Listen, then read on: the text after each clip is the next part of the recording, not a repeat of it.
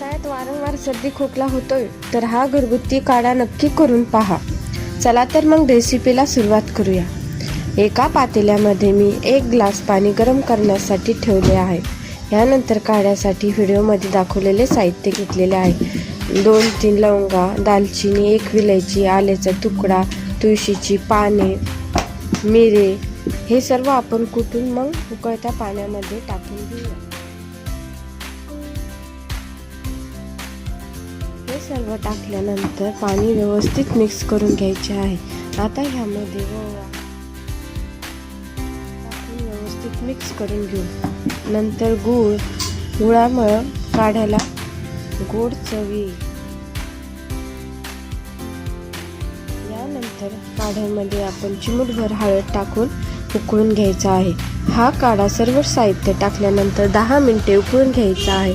पाणी अर्धे होईपर्यंत. नंतर कोमट झाल्यानंतर थोडेसे मध टाकून प्यायला घ्यायचे आहे. जर तुम्ही हा काढा रात्रीच्या झोपते वेळेस पिला तर तुम्हाला सर्दी खोकल्याला निश्चितच आराम मिळेल.